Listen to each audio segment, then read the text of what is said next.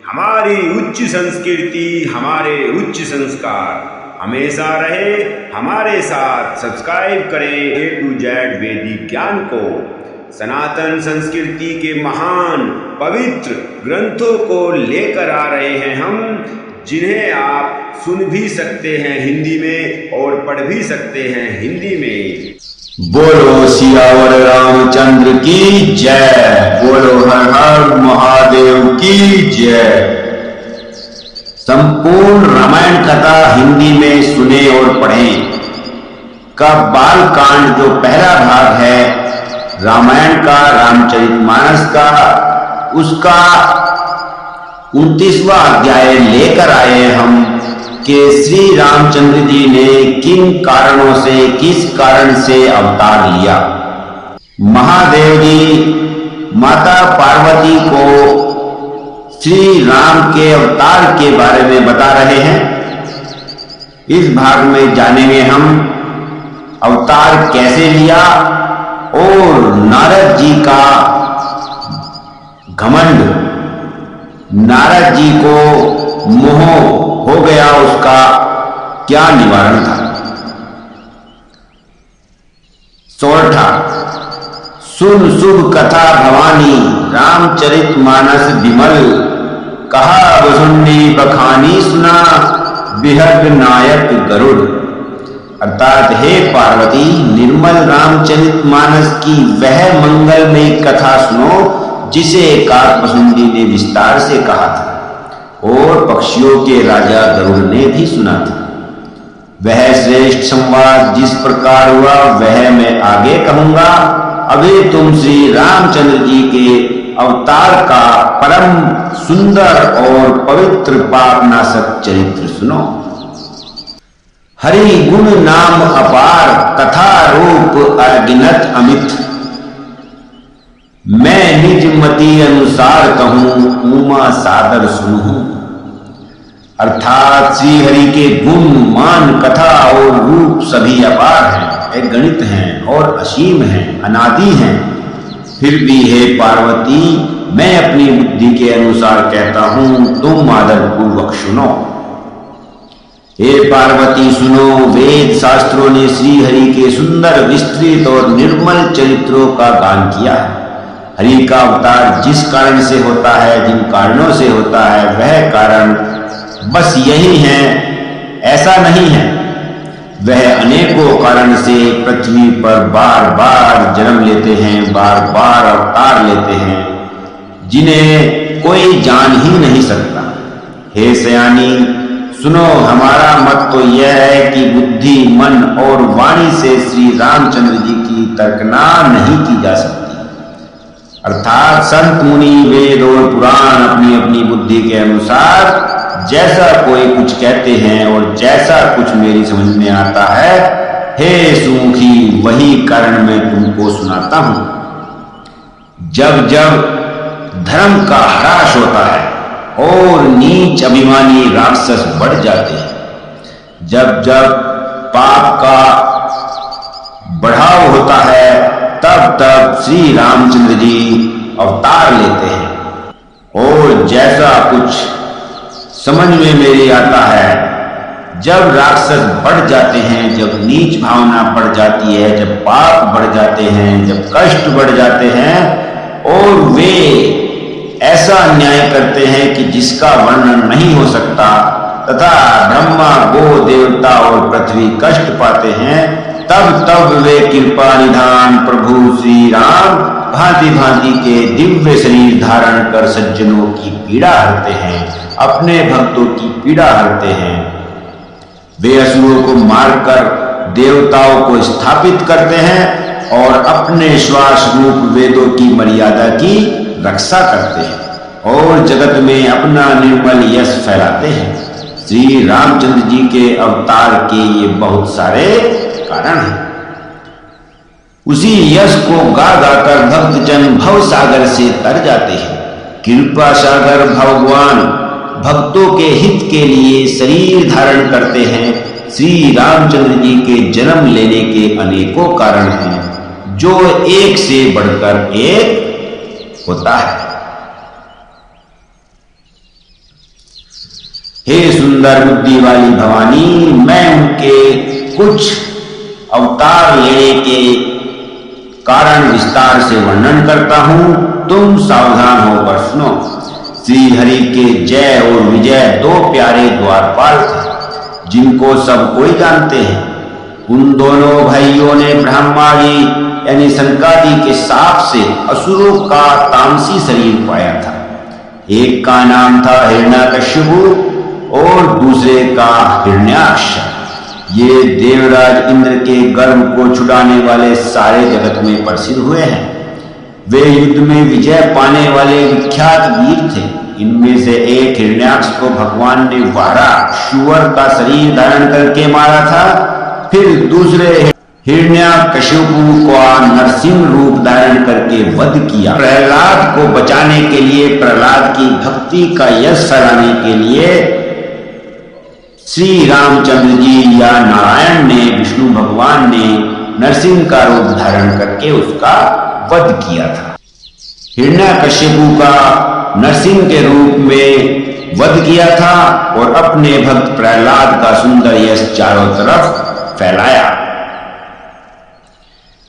वे ही दोनों राक्षस जाकर देवताओं को जीतने वाले बड़े योद्धा रावण और कुंभकर्ण नामक बड़े बलवान और महावीर राक्षस हुए, जिन्हें सारा जगत जानता है।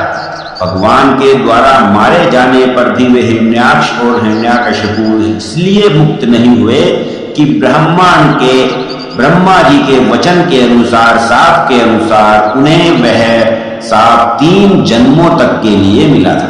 अतः एक बार उनके कल्याण के लिए भक्त प्रेमी भगवान ने फिर अवतार लिया।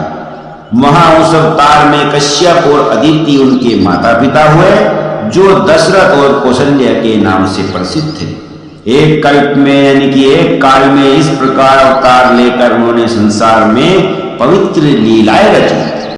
बोलो सियावर रामचंद्र की जय। उस दैत्यराज की स्त्री परम सती बड़ी ही पतिव्रता थी। उसी के प्रताप से त्रिपुरासुर जैसे अजय शत्रु का विनाश करने वाले शिव जी भी दैत्यों को, उस दैत्य को नहीं जीत सकते थे। प्रभु ने छल से उस स्त्री का व्रत भंग कर देवताओं का काम किया। जब उस स्त्री ने यह भेद जाना, तब उसने क्रोध करके भगवान को शाप दिया। लीलाओं के भंडार कृपालु हरि ने उस स्त्री के शाप को प्रामाण्य दिया, स्वीकार किया। वही जलंधर उस कल्प में रावण हुआ, जिसे श्री रामचंद्र जी ने रामचंद्र के रूप में अवतार लेकर युद्ध में मारकर परम पद पाया। सब प्रभु की माया है। जैसा प्रभु जिसके लिए करते हैं, वो उसकी बुद्धि उसी के अनुसार हो जाती है। लीलाओं के भंडार कृपालु हरि ने उस स्त्री के शाप को इसलिए स्वीकार किया था क्योंकि ब्रह्मा जी के दिए हुए शाप जो 3 जन्मों तक चलने थे, उसी कारण उन्होंने उनकी बुद्धि इस प्रकार की और उनसे छल किया कि वो स्त्री भगवान को श्राप देगी और फिर से उनका जन्म होने के बाद उन्हें फिर से अवतार लेना है। एक जन्म का कारण यह था जिससे श्री रामचंद्र जी ने मनुष्य देह धारण किया। हे भरद्वाज मुनि सुनो, प्रभु के प्रत्येक अवतार की कथा का कवियों ने नाना प्रकार से वर्णन किया है। एक बार नारद जी ने शाप दिया था, अतः एक कल्प में यानी कि एक काल में उसके लिए अवतार हुआ। यह बात सुनकर पार्वती जी बड़ी चकित हुई और बोली कि नारद जी तो विष्णु भक्त और ज्ञानी हैं। मुनि ने भगवान को शाप किस कारण से दिया? लक्ष्मीपति भगवान ने उनका क्या अपराध किया था? हे पुरारी शंकर जी, हे महादेव जी, यह कथा भी मुझसे कहिए। मुनि नारद के मन में मोह होना बड़े आश्चर्य की बात है। तब महादेव जी ने हंसकर कहा, न कोई ज्ञानी है न मूर्ख है। श्री रघुनाथ जी जब जिसको जैसा कराते हैं वह उसी क्षण वैसा ही हो जाता है। कहूं राम गुण गाए भारद्वाज सादर सुनूं, अवभंजन रघुनाथ भजू तुलसी तजी मान पद मानु मद। याज्ञवल्क्य जी कहते हैं, हे भरद्वाज, मैं श्री रामचंद्र जी के गुणों की कथा कहता हूँ, तुम आदर से सुनो। तुलसीदास जी कहते हैं, मान और मद को छोड़कर आवागमन का नाश करने वाले रघुनाथ जी को भेजो। हिमालय पर्वत में एक बड़ी पवित्र गुफा थी, उसके समीप ही सुंदर गंगा जी बहती थी। वह परम पवित्र सुंदर आश्रम देखने पर नारद जी के मन को बहुत ही सुहावना लगा। बोलो सियावर रामचंद्र की जय। पर्वत, नदी और वन के सुंदर विभागों को देखकर नारद जी का लक्ष्मी कांत भगवान के चरणों में प्रेम हो गया। भगवान का स्मरण करते ही उन नारद मुनि के साप की, जो साप ने दक्ष प्रजापति ने दिया था और जिसके कारण वे एक स्थान पर नहीं ठहर सकते थे, गति रुक गई और मन के स्वाभाविक ही निर्मल होने से उनकी समाधि लग गई। नारद मुनि की यह तपोमयी स्थिति देखकर देवराज इंद्र डर गए। उन्हें लगा कि नारद मुनि जी अब तुम्हारा सिंहासन ले लेंगे। उसने कामदेव को बुलाकर, अर्थात इंद्रदेव ने कामदेव को बुलाकर उसका आदर सत्कार किया और कहा कि मेरे हित के लिए तुम अपने सहायकों सहित नारद की समाधि भंग करने के लिए जाओ। यह सुनकर नीलध्वज कामदेव मन में बहुत प्रसन्न होकर चल दिए। इंद्र के मन में यह डर हुआ कि देवर्षि नारद मेरी पुरी यानी अमरावती का निवास राज्य चाहते हैं। जगत में जो कामी और लोभी होते हैं वे कुटिल कौवे की तरह सबसे डरते हैं। जैसे मूर्ख कुत्ता सिंह को देखकर सूखी हड्डी लेकर भागे और वह मूर्ख यह समझे कि कहीं उस हड्डी को सिंह छीन न ले, वैसे ही इंद्र को नारद जी मेरा राज्य छीन लेंगे ऐसा सोचते लाज नहीं आई, क्योंकि उन्हें डर था। जब कामदेव उस आश्रम में गए तब उसने अपनी माया से वहां बसंत ऋतु को उत्पन्न किया। तरह तरह के वृक्षों पर रंग बिरंगे फूल खिल गए, उन पर कोयले कूकने लगी और भौरे गुंजार करने लगे। कामाग्नि को भड़काने वाले 3 प्रकार की शीतल, मंद और सुगंध सुहावनी हवा चलने लगी। रंभा आदि देवंगनाएं जो सब की सब काम कला में निपुण थी, वे बहुत प्रकार की तानों की तरंग के साथ गाने लगी और हाथ में गेंद लेकर नाना प्रकार के खेल खेलने लगी। कामदेव अपने इन सहायकों को देखकर बहुत प्रसन्न हुआ और फिर उसने नाना प्रकार के माया जाल बिछाए, परंतु कामदेव की कोई भी कला मुनि पर असर न कर सकी। तब तो पापी कामदेव अपने ही नाश के भय से डर गया। लक्ष्मीपति भगवान जिसके बड़े रक्षक हों, भला उसकी सीमा मर्यादा को कोई दबा सकता है? अर्थात श्री हरि की शरण में जो कोई चले गया उसका कोई भी कुछ नहीं बिगाड़ सकता। सहित सहाय सहित अति मानी हारी मन मैन, गहे सी जाई मुनि चरण तब कही सुठी आरत बैन। अर्थात तब अपने सहायकों समेत कामदेव ने बहुत डर कर अपने मन में हार मानकर बहुत ही आर्त यानी दीनता के साथ वचन कहते हुए मुनि के चरणों को जा पकड़ा। नारद जी के मन में कुछ भी क्रोध नहीं आया। उन्होंने प्रिय वचन कहकर कामदेव का समाधान किया। तब मुनि के चरणों में सिर निवाकर और उनकी आज्ञा पाकर कामदेव अपने सहायकों साथ लौट आए। देवराज इंद्र की सभा में जाकर उसने मुनि की सुशीलता और अपनी करतूत सभी कही, जिसे सुनकर सबके मन में आश्चर्य हुआ और उन्होंने मुनि की बड़ाई करके श्री हरि को सिर नवाया। तब नारद जी शिव जी के पास गए। उनके मन में इस बात का अहंकार हो गया कि हमने कामदेव को जीत लिया है। उन्होंने कामदेव के चरित्र शिव जी को सुनाए और महादेव जी ने उन नारद जी को अत्यंत प्रिय जानकर इस प्रकार शिक्षा दी। हे मुनि, मैं तुमसे बार बार विनती करता हूं कि जिस तरह यह कथा तुमने मुझे सुनाई है उस तरह भगवान श्री हरि को कभी मत सुनाना, चर्चा भी चले तो भी नहीं सुनाना। बोलो सियावर रामचंद्र की जय, बोलो हर हर महादेव की जय। बालकांड का 29वां अध्याय यहीं पर समाप्त होता है। अब चलते हैं बालकांड के 30वें अध्याय पर, जिसका नाम नारद का अभिमान और माया का प्रभाव। यद्यपि शिव जी ने यह हित की शिक्षा दी, पर नारद जी को वह अच्छी न लगी। हे भारद्वाज, अब कौतुक तमाशा सुनो। हरि की इच्छा बड़ी बलवान है। श्री रामचंद्र जी जो करना चाहते हैं वही होता है।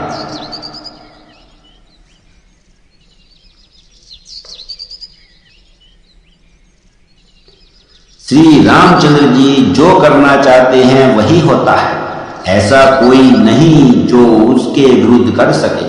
श्री शिव जी के वचन नारद जी के मन को अच्छे नहीं लगे, तब वे वहां से ब्रह्मलोक को चल दिए। एक बार गान विद्या में निपुण मुनिनाथ नारद जी हाथ में सुंदर वीणा लिए हरि गुण गाते हुए क्षीर सागर को गए, जहां वेदों के मस्तक स्वरूप मूर्तिमान वेदात्व लक्ष्मी निवास भगवान नारायण रहते हैं। बोलो श्री हरि श्री हरि श्री हरि, बोलो शिव नारायण की जय। राम निवास भगवान उठकर बड़े आनंद से उनसे मिले और ऋषि नारद जी के साथ आसन पर बैठ। चराचर के स्वामी भगवान हंसकर बोले, हे मुनि, आज आपने बहुत दिनों बाद दया की है। यद्यपि श्री शिव जी ने उन्हें पहले से ही ब्रज रखा था या कह रखा था, तो भी नारद जी ने कामदेव का सारा चरित्र भगवान को कह सुनाया। श्री रघुनाथ जी की माया, श्री रघुनाथ जी की माया जानकर, माया बड़ी प्रबल थी। जगत में ऐसा कौन जन्मा है जिसे वह मोहित ना कर सके। रुख बदन करी बचन, मृदु बोले श्री भगवान, तुमरे सुमिरन ते मिटई मोह मार मदमान। भगवान रूखा मुंह करके कोमल वचन बोले, हे मुनिराज, आपका स्मरण करने से दूसरों के मोह, काम, मद और अभिमान मिट जाते हैं, फिर आपके लिए तो कहना ही क्या। हे मुनि सुनिए, मोह तो उसके मन में होता है जिसके हृदय में ज्ञान वैराग्य नहीं है। आप तो ब्रह्मचर्य व्रत में तत्पर और बड़े धीर बुद्धि है, भला कहीं आपको भी कामदेव सता सकता है। नारद जी ने अभिमान के साथ कहा, हे भगवान, यह सब आपकी कृपा है। करुणा निधान भगवान ने मन में विचार देखा कि उनके मन में गर्व के भारी वृक्ष का अंकुर पैदा हो गया है। मैं उसे तुरंत ही उखाड़ फेंकूंगा, क्योंकि सेवकों का हित करना हमारा प्रण है। मैं अवश्य ही वह उपाय करूंगा जिससे मुनि का कल्याण और मेरा खेल हो। तब नारद जी भगवान के चरणों में सिर नवाकर चल दिए। उनके हृदय में अभिमान और भी बढ़ गया। तब लक्ष्मीपति भगवान ने अपनी माया को प्रेरित किया। अब उसकी कठिन करनी सुनो। उस हरि माया ने रास्ते में 100 योजन 400 कोस का एक नगर रचा। उस नगर की भांति भांति की रचनाएं लक्ष्मी निवास भगवान विष्णु के नगर वैकुंठ से भी अधिक सुंदर थी। उस नगर में ऐसे सुंदर नर नारी बसते थे, मानो बहुत से कामदेव और उसकी स्त्री रति ही मनुष्य शरीर धारण कर किए हुए हो। उस नगर में शील निधि नाम का राजा रहता था, जिसके यहाँ असंख्य घोड़े, हाथी और सेना के समूह थे। उसका वैभव और विलास 100 इंद्रों के समान था। वह रूप, तेज, बल और नीति का घर था। उसके विश्व मोहिनी नाम की एक ऐसी रूपवती कन्या थी जिसके रूप को देखकर लक्ष्मी जी भी मोहित हो जाएं। वह सब गुणों की खान भगवान की माया ही थी। उसकी शोभा का वर्णन कैसे किया जा सकता है। वह राजकुमारी स्वयंवर करना चाहती थी। इससे वहां अगणित राजा आए हुए थे। खिलवाड़ी मुनि नारद जी उस नगर में गए और नगरवासियों से उन्होंने सब हाल पूछा। सब समाचार सुनकर वे राजा के महल में आ गए। राजा ने पूजा करके मुनि को आसन पर बैठाया। बोलो सियावर रामचंद्र की जय। बोलो हर हर महादेव की जय।